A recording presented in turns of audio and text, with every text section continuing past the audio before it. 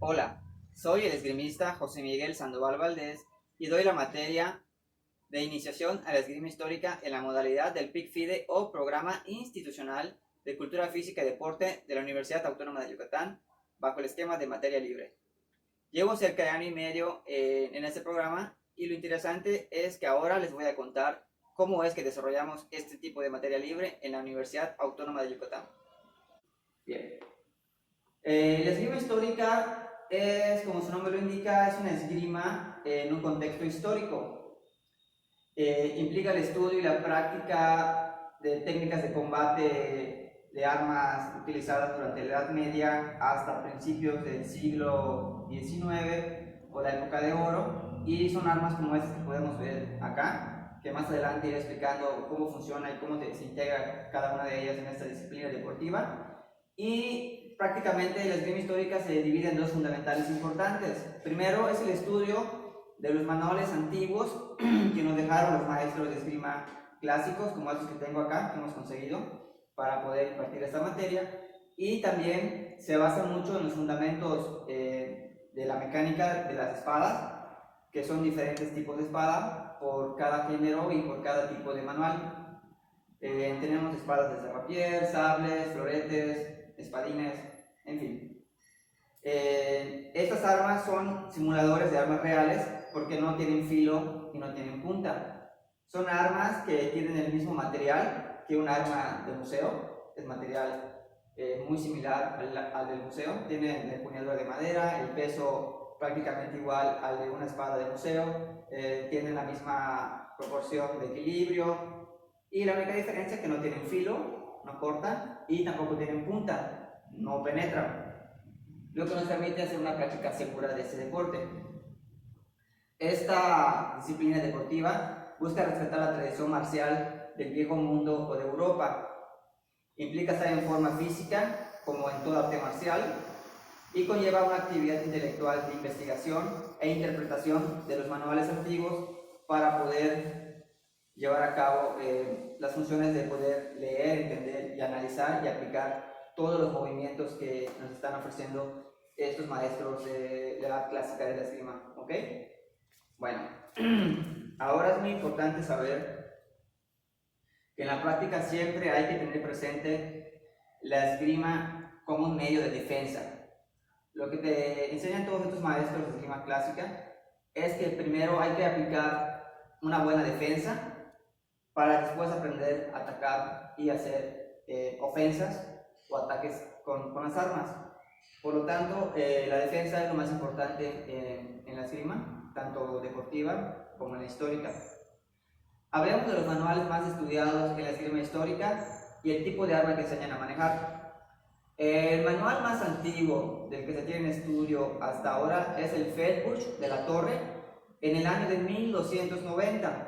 Describe el sistema de lucha con broquel y con espada. El broquel vendría siendo es un escudo, ¿ok? Junto con la espada clásica medieval, que es esta, es la espada de mano y media, porque se toma con una mano y con la mitad de la otra, ¿ok? Entonces, el manual Feldbusch nos enseña estas dos armas de su manejo. Es el manual más antiguo del que tenemos conocimientos y estudio. En toda Europa surgen escuelas de esgrima por países o por escuelas y estilos de países, ¿no? La escuela alemana es la más antigua y esta se viene desarrollando a partir del siglo XIV con los tratados de Johannes Lichtenauer con espada larga, que es esta.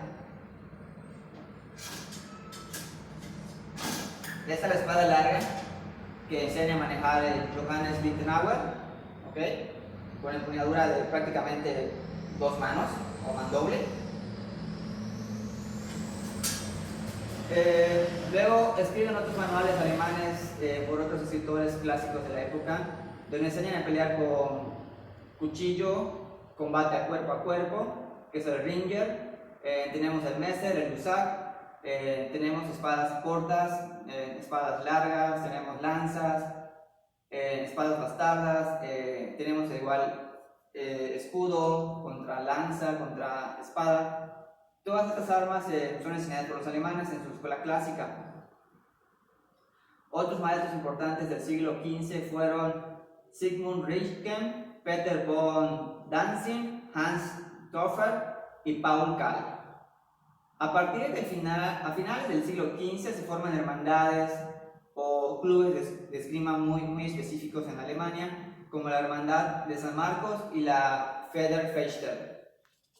Estas hermandades continúan desarrollándose hoy en día, y la más antigua y la que sigue todavía sobreviviendo es la Hermandad de la escuela alemana del Messer. ¿Okay?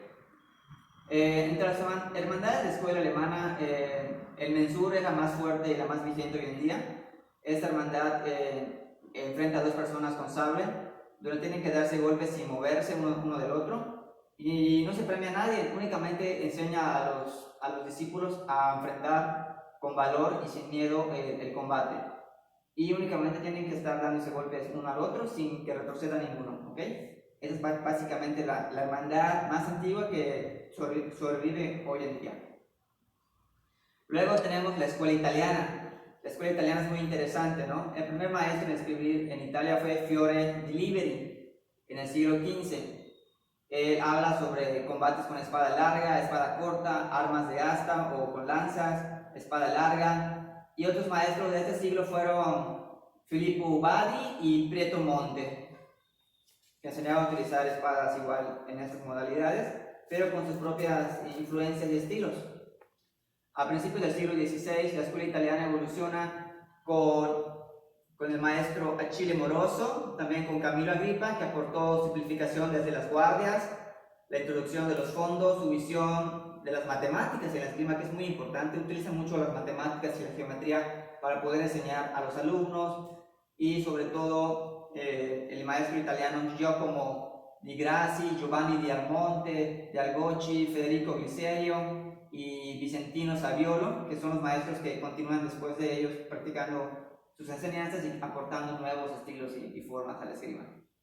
A inicios del siglo XVII, el estilo italiano de lucha con espada ropera se hizo muy popular en toda Europa, con la publicación del tratado de Salvatore Fabris, a quienes siguió Nicoletto Giganti, luego Ridolfo Capoferro, luego Francesco Alfieri, luego Francesco Antonio Marcelli y por último Bondi di Maso, ¿no? Y el rapier que ellos enseñaban a manejar es prácticamente este, que les voy a enseñar. El rapier es esta espada, se toma así, el dedo pasa por acá, estas guardas te protegen de los cortes laterales, y es una espada bastante ligera, rápida y ágil. Y esta es la que enseña la escuela italiana y la que se hace muy popular en Europa a partir del siglo XVII. Aquí tenemos un tratado de maestro Agripa, que es el que estamos aplicando en la escuela de la UADY, en el club de esgrima. ¿Okay?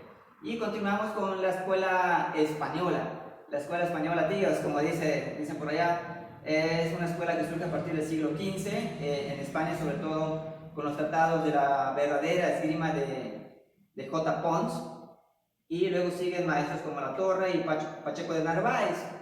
Sin embargo, se considera el nacimiento de la escuela española con el barroco en el siglo XVI, con la publicación de La verdadera destreza de Jerónimo Sánchez de Carranza.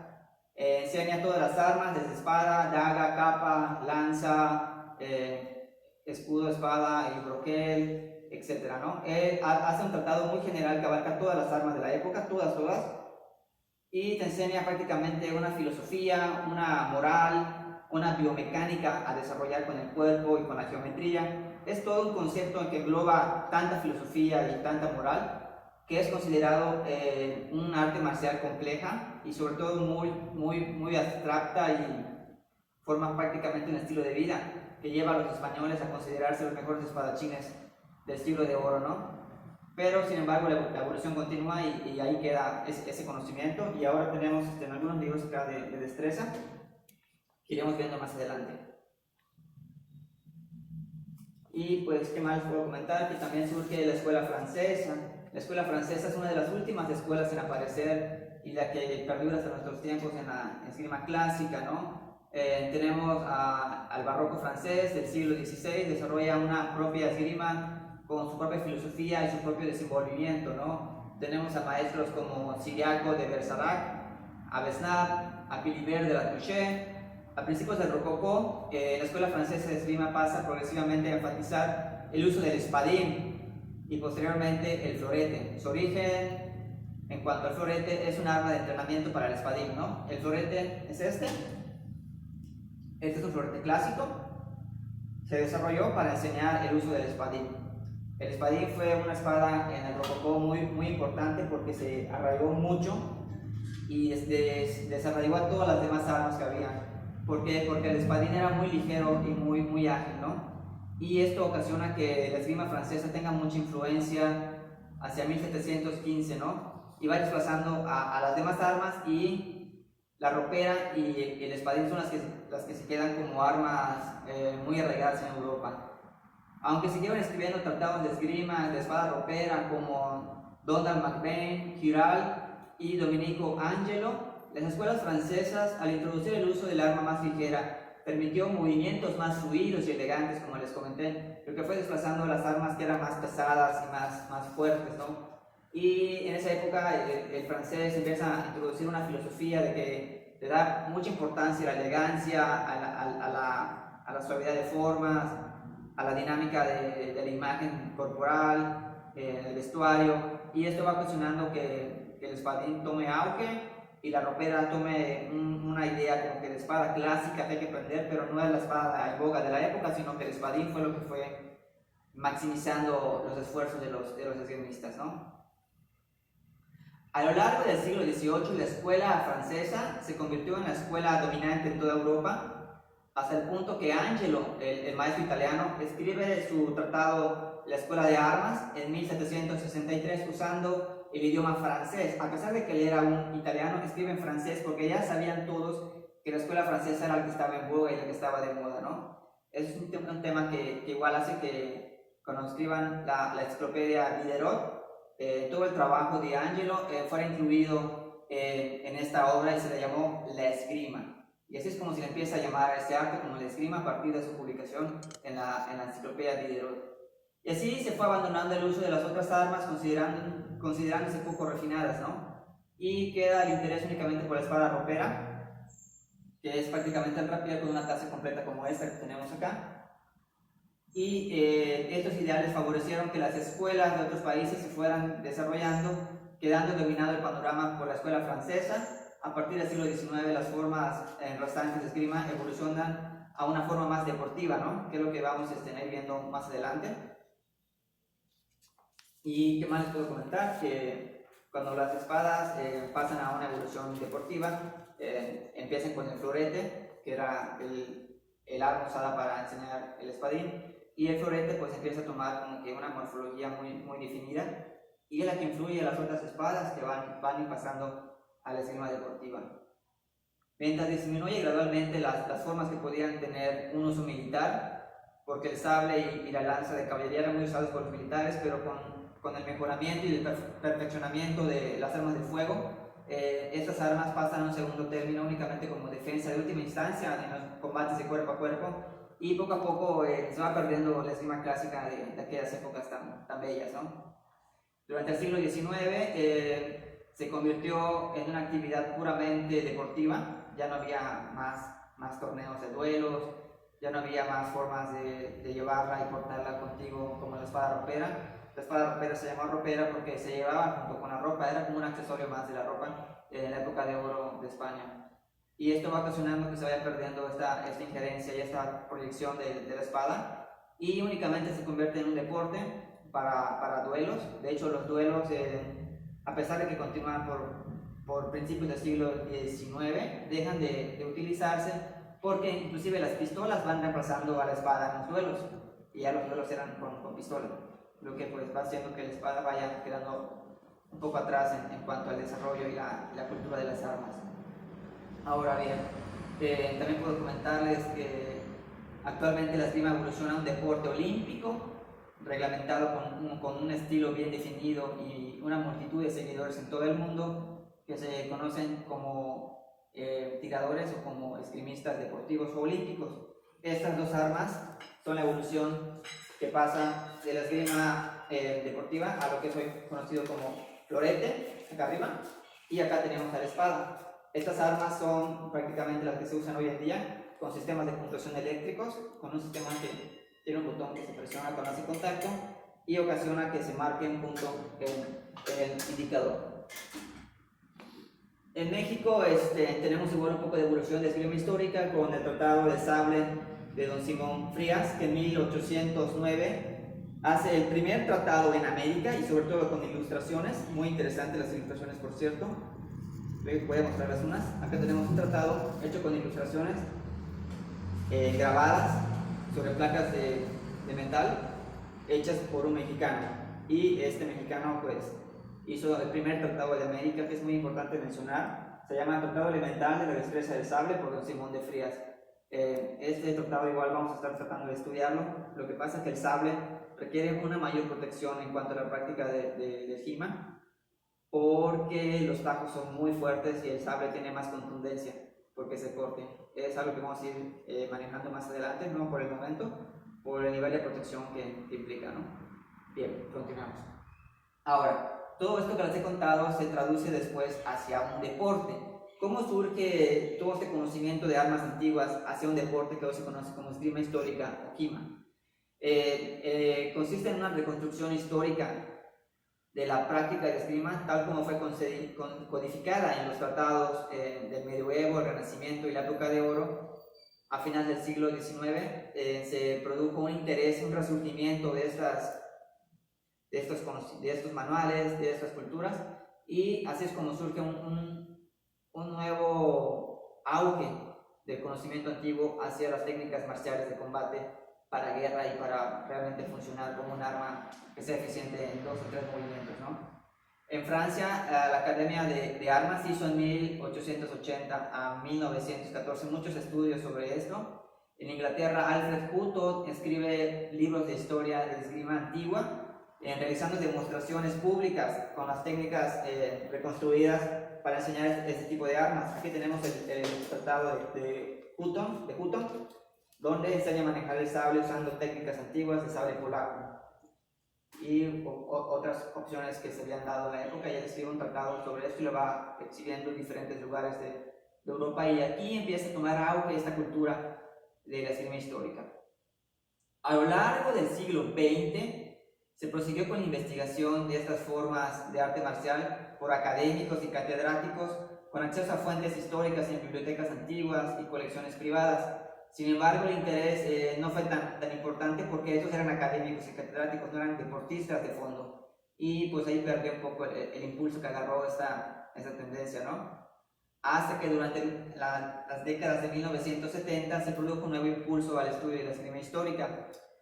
Proliferaron grupos de recreación histórica medieval en Europa, que amplió el estudio de las artes marciales europeas, porque estas personas se volcaron hacia manuales antiguos de esgrima para ver cómo eran las técnicas de combate de aquella época, y esto va haciendo que a partir de 1970 empiecen a tener interés nuevamente por la esgrima histórica. Y en 1990 el incremento de las personas que tenían acceso a internet hizo que en Europa y Estados Unidos proliferara el interés por este tipo de deporte, y así surgen asociaciones y clubes, salas de armas en todo el mundo que estudian y reconstruyen la esgrima histórica basándose en tratados históricos. En México se inicia a principios del año 2001 con personas que empiezan a estudiar esto, empiezan a poner escuelas, empiezan a diversificar y a crear los primeros movimientos del kima en México, ¿no?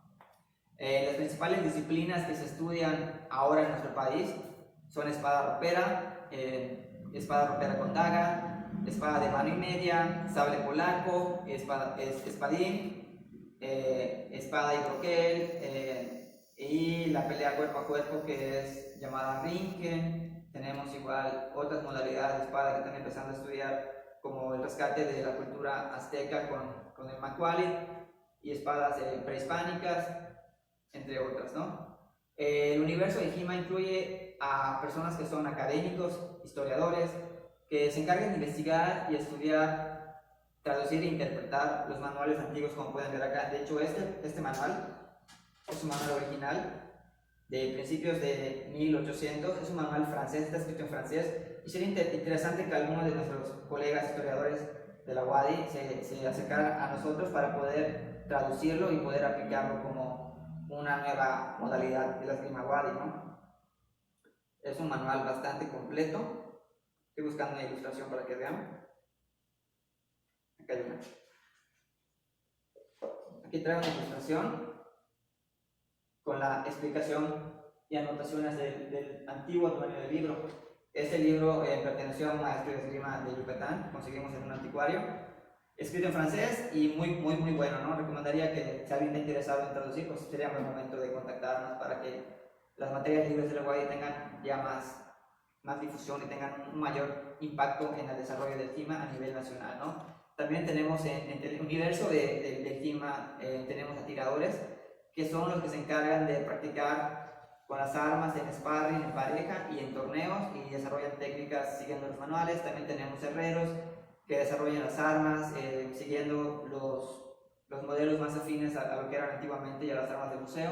Y también tenemos a diseñadores que hacen equipo de protección, ¿no? Por ejemplo, el equipo de protección que usamos más importante, la careta, es una careta de esgrima, pero tiene que ser de 1600 newtons para que aguante los impactos del arma sin que haya ningún riesgo y sea una práctica deportiva muy segura.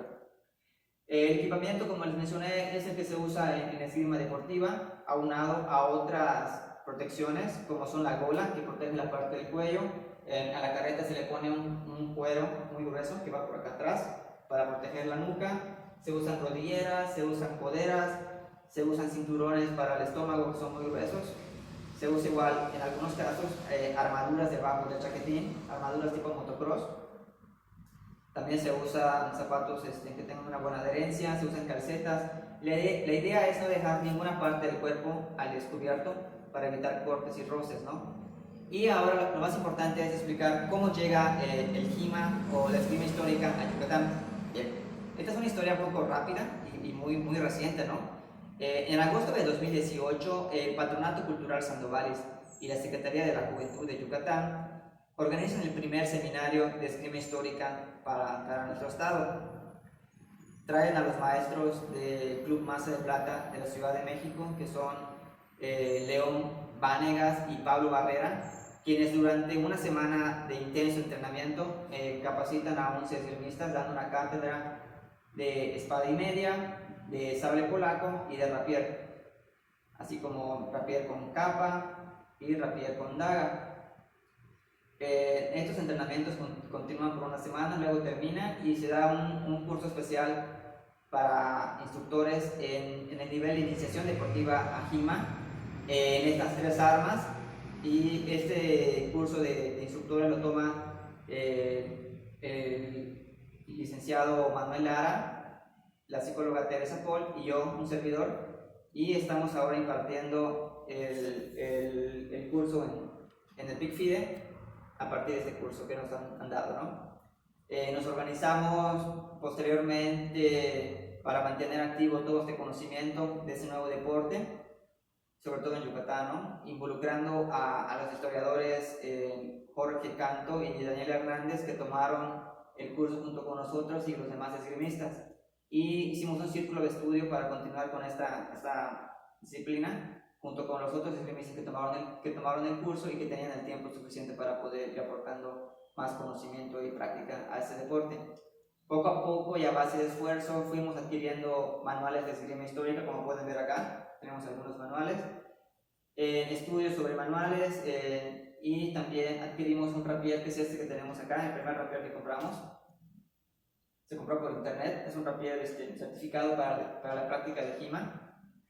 Y junto con un herrero fuimos desarrollando más armas, siguiendo los estatutos para seguir la línea de desarrollo que tiene ese rapier, la morfología, la tipología, el peso, los materiales.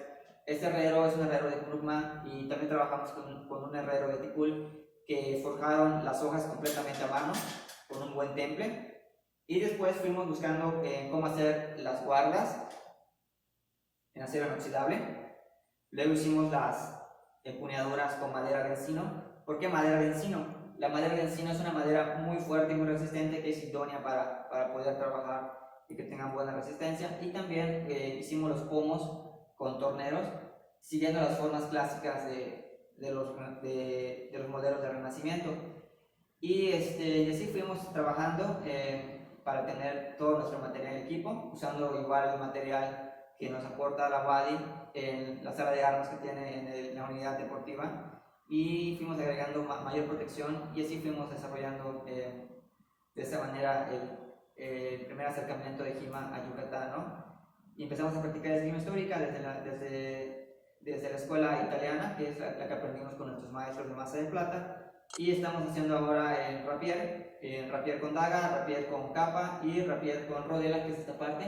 Aquí tenemos la rodela y tenemos la daga. Estas armas se usan igual junto con el rapier en combates muy interesantes y muy rápidos.